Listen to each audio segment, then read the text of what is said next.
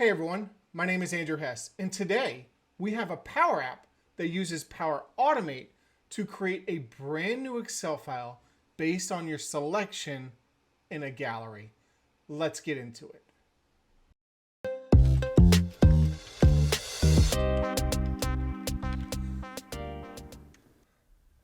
Last week, we created what I like to call a collection selection.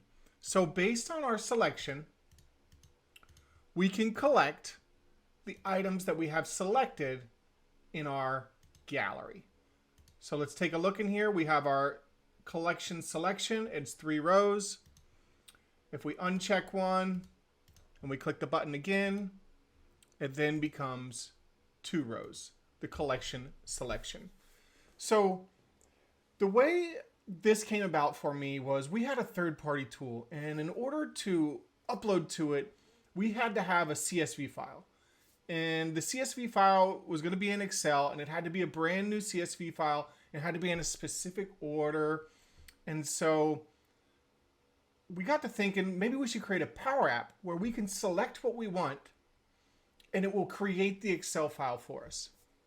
So let's get in there and start that today. The objective is to have a new button, and this button is going to export selection to Excel. And let's just make sure it's nice and a lot bigger width. So let's go 200. There we go. So we have a new button now, and it's right here next to me. It's called Export Selection to Excel. So right here, Export Selection to Excel.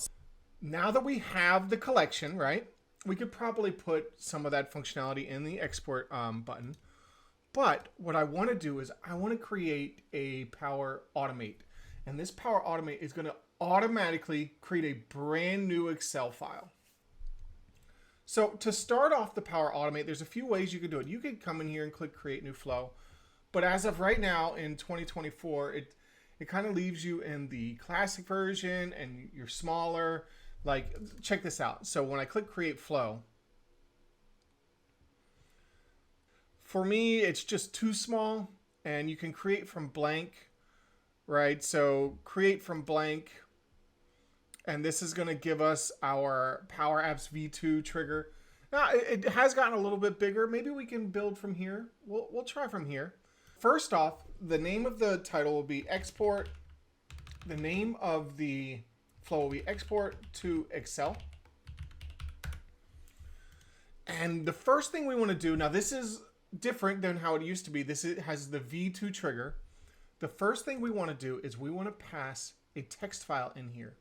And this text file is going to be our JSON input. So we're going to send a JSON, which is like an array of columns. So we're going to send our whole table, right? It's going to send us a table of our columns to Power Apps.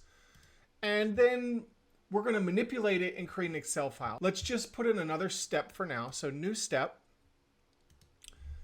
And it's just going to compose. Let's just say that. It's going to compose a compose operation. And it's going to compose our JSON input. And so we'll rename this compose JSON. And I'm going to leave it just as that right now. And then I'm going to click save it and let it close down. And then we're going to work on the JSON that we're going to pass.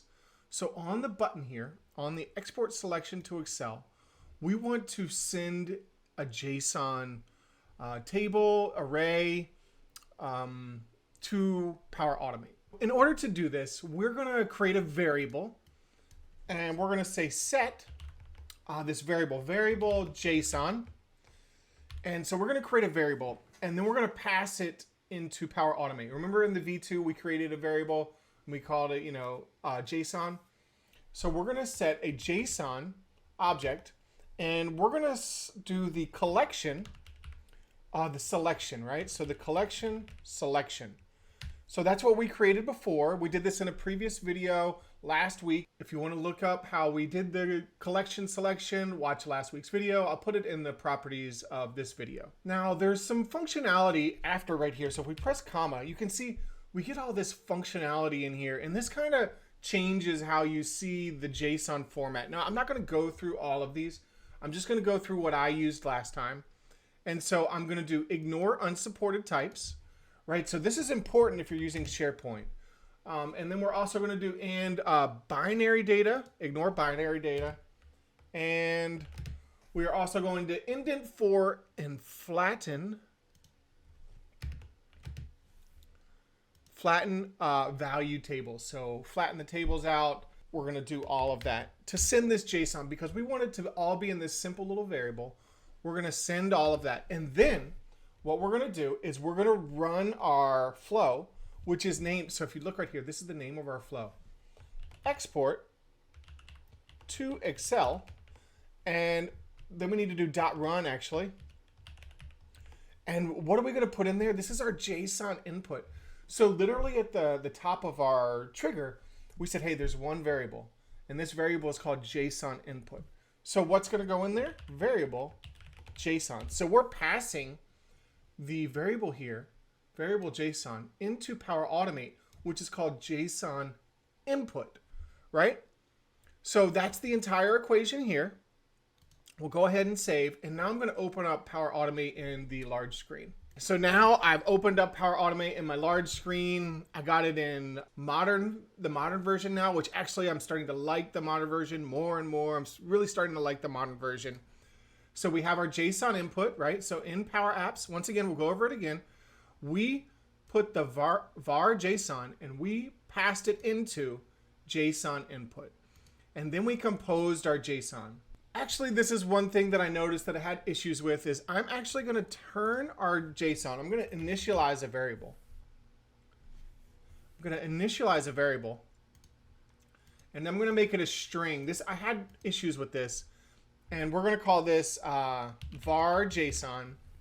And I'm going to pass my JSON input into my variable. So initialize variable, JSON. So that's one thing I had to do before. I don't know why Compose was giving me problems, but forcing it into a type string actually helped me parse the JSON, which is our next step. So next step is we are going to parse our JSON. And the schema we actually don't have yet. We probably need to run this one time. So let's delete this. This is how I get the schema. I'm going to hit save. And we've put it into a variable JSON. And then I'm going to go back to Power Apps. I'm going to make sure we have done all the collections. We'll probably combine these buttons into one flow, but for now, I need to collect everything and then collect my selection. So let's select a few things. We'll select 3. Collection, selection, and then we'll run our Power Automate flow. So I just clicked on that button. So now in Power Automate, it did run 5 seconds ago. And if we go in here into our variable, and actually it looks like the modern view is not giving me the information that I want. I don't know why. So I'm just going to switch to the classic view and take a look in here. And there we go. That's the information that I want. So this value that is output, this is what I want. So I'm going to copy this. I'm going to click edit. Now we're going to do a new step. And I'm going to parse JSON.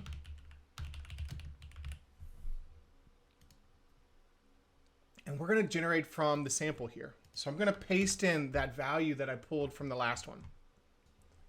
And then for the content, I'll just pass in this variable, the variable JSON. So the Power app is going to trigger JSON input. We're going to put the JSON input into variable JSON back. And then we're going to pass it and parse the JSON. Next, what we're going to do is we want to select data operation. We want to select from where? So we are going to select from the body of our JSON. We're going to select a few fields. So this is where we need to look at the fields again. So in Power Apps, title, owner, business function, title. Oh, enter value here will be title, owner. And let's see here, display name, business function, And this will be business function. And let's take a look at Power Apps again. Hosting model, outsourced license model. Hosting model. So the left side is whatever we want to name it. So right now we're making a table out of this JSON. And so this is hosting model. And outsourced license model. Outsourced. And this is a Boolean. So we'll see how the Boolean comes through. Outsourced. License. We'll call this one license just to kind of change some things up. I just want to show you how it builds the table out. This is license, but it's license model. And then finally is the vendor contact. Vendor contact. Vendor contact. Okay. So now we've selected, and now we're like creating this table out of our JSON. I'm just going to hit save. And I'm going to go to the new designer just to kind of change things up, because this ends up happening anyways. Like I go classic, I go modern, I go classic, I go modern, because some things don't work and some things work better in modern and some things work better in classic. Just kind of work with me as I switch back and forth. So the next thing we're going to do is, so we are going to send an HTTP request to SharePoint. This is not a Power Automate premium function. As long as we're staying in the SharePoint realm, we're going to stay in the non-premium, the comes with your license model. And so we are going to send an Excel. That's the name of my SharePoint. And we're going to put it in the document library. So we're going to send the Excel. We're going to post. And this is where we come up with a URL. So this, let's see if we can find this URL. Is there a post? I just searched for post. So this is exactly what we're going to do. We're going to post the URL, the folder name, files, and we're going to add, and see here we do .text. We're going to create an Excel file instead. And there's a little extra parameter here if you want to overwrite or not. So if you overwrite, we do have version history in SharePoint, but we'll figure that out as we go. So this is the URL that we're going to use in Power Automate, which actually is called a URI here. And so let's copy this in. So let me show you how I do this. This is just how I do it. So the site URL, we actually don't need that because we've already provided Power Automate that, right? So if we look at Power Automate, we're already passing the site URL. We're doing a post. And now you see how right here in the example, it's kind of abbreviating. Well, that's what we're going to do. We're going to abbreviate. So we're going to get the file. Now right here, the folder name is, so if you take a look at the URL right here, this is exactly what we want. Shared %20, because that's a space, documents. Go back to our text file. We want shared %20 documents, right? So we're putting that in there. And maybe you don't need the %20, but after many years of wisdom, I would say probably add the %20. It'll make your life easier. So right here, files, add URL. We want to create an Excel file, Excel.xlsx. I believe that's right. That's an Excel file.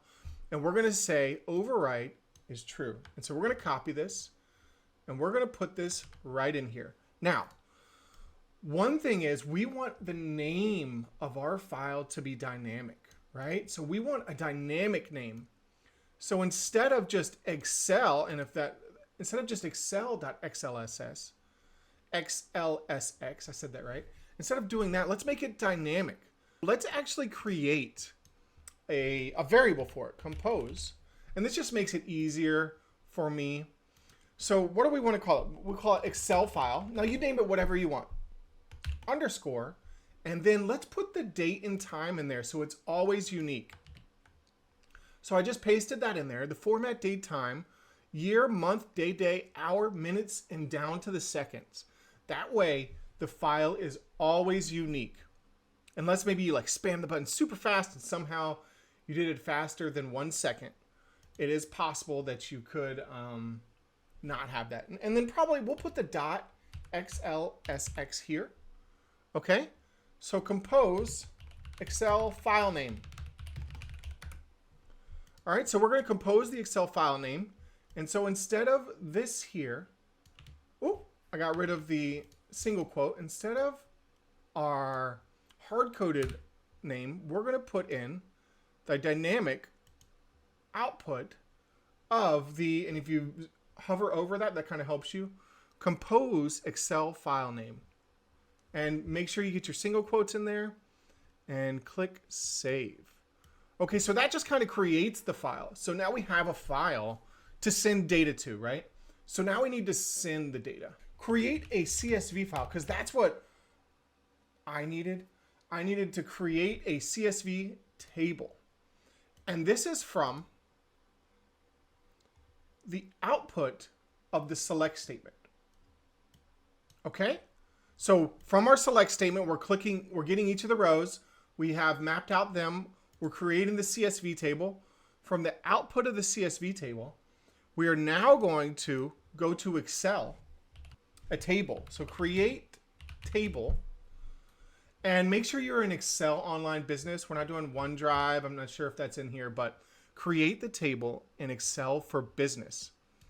And where do we want to create this? We're going to create this, and I have a lot of stuff in here, in the point site, send to Excel, in the document library of documents, which is also shared documents, and the file name. So now we have to pull the file name from our HTTP request. So this gets a little tricky. So let me show you how I got the file name. So I'm actually going to delete here. I'm going to save, and I'm going to test real quick. I'm going to test an automatic test and just run it through one more time. And it seems it doesn't like that because maybe I needed to make some changes, but let's just try again. Let's export to Excel. So what's happening is the error is happening because Power Apps and Power Automate is out of sync. So all you have to do is come to your Power Automate here on the left side and make sure to refresh it. Make sure to refresh your Power Automate so it knows to pick up all that new stuff that you put in there. That's where that error comes from. And so now when we do collection selection and we export from Excel again, then it actually works. So that's where that error comes in, is Power Apps and Power Automate are out of sync. So it's an expert tip right there for you. All right, so I ran the flow one time. Let's take a look at this HTTP request. So look in here. In the outputs, show raw outputs. In here is where we're going to find, what I'm looking for is the unique ID. I'm looking for the ID of the file. So let's find it down here, right somewhere. Actually, I might be in the way. Let me move me. Right down here, you can see unique ID at the very bottom. This is the ID that we want. But if you go in one indentation, right? If you go on one indentation, it's under D, under the body. So D, unique ID. So that's what we want. So just remember that, D, unique ID. And let's go back to editing. Excel Online for Business, find our SharePoint site. Send to Excel. The document library is documents. Now this is where we're going to create this formula. And right, so if I try and put it in here and we go to our send from HTTP request, it's not in there. We got body. We could probably parse this. That might be possible. I'm not sure if you can parse it. You might be able to parse it. But what I'm actually going to do is I'm going to create a formula, and it's going to be body of what? The send in HTTP request to SharePoint. Now it has to be exactly the name here. If you change the name, then you have to change what you write here. So send and HTTP request underscore to SharePoint. Now every space needs to be an underscore. And then what do we want? We want D, and then finally the unique ID. So it needs to be exactly this. We're going to pull in the body of the HTTP request, D unique ID. So that gives us the file name. Now for the table range, we're going to do for A1. So that's where our table range is going to be.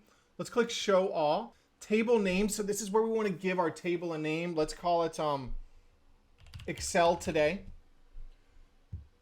And then the column names is going to be the first row. And I have it in my notepad here. It's the first split of the body, and we just want that first row, so %0A. So we want that first row. That's going to be our column names. So FX, paste that in there. All right, so that's where our column names are going to be. The last thing we want to do is we want to fill out the rest of our rows, right? So we want to add row in a table. Inside this table, we're going to choose our SharePoint site. So we'll find that real quick. Send to Excel. Send an Excel document library. Now the file, this is what we used before, the file name. So I have this saved in my notepad. It's right here. This is the body JSON. We'll just do an FX formula here and drop that in. All right, so the body, and if you look, if I click off and click back on, you notice that right here, it looks like SharePoint, but also right here and here, it looks like an FX formula. They're both equal to each other. That may be something you run into. But now the table needs to be the same name as it was here. So Excel today will enter a custom value, Excel today. Then it's going to ask for the rows. Now the rows need to be in a loop. So let's see. So what I'm going to do is I'm going to add and apply to each. And this is just how I'm going to do it right now. There's different ways to do this. The apply to each is going to loop through what our select statement. So our select statement is our data. It's going to loop through each one of the rows because there could be more than one, right? And so I'm going to take this, add a row into a table, drop it in here, and the row is going to be the current item. I'm just going to hit save. Okay, so let's give it a test now. So let's go to Power Apps. Let's press play. Let's select 4 of the rows. Create the selection, so the collection selection. Make sure you recollect. And then export to Excel. Now, while you're doing this, you don't want to click on your Excel file too fast, right? Because Power Apps and Power Automate actually is running in the background. And it's running in the background, and you don't want to open your Excel while it's running. So depending on how many rows you have, just kind of give it a few seconds. Even though it says it's done, I still recommend, give it at least a minute. Look at this. Apply to each 4 times. That's how many was in our selection. That's the perfect amount. And you can see, how long each one. For some reason, that one took 2 seconds, 4 seconds. So it's probably been about a minute now. If I refresh about a minute ago, open the Excel file. Look at that here. We have a brand new Excel file with our selected columns, with our selected rows, with our entire new table. And if you go in here and you go to, let's see, what is it? Insert or table design. You can see the table name here is today, Excel today. So we have taken Power Apps. Let's run through this again. We have taken Power Apps. We have a responsive Power App. We can select any rows that we want, create the collection selection, export to Excel, have it run through Power Automate. It's going to run through Power Automate. Depending on how many rows, it could take a little bit of time, right? Because you have to loop through everything. But because I did 1 row this time, it's going to be done very, very quickly. It's run through Power Automate. I click refresh. We have a brand new Excel file. You open it up, and there's the 1 row that we selected and created a new Excel file to. So once this is done, I can take this CSV file and drop it into my third-party tool to bulk update. Thank you all for watching. My name is Andrew Hess, and I'll see you next week.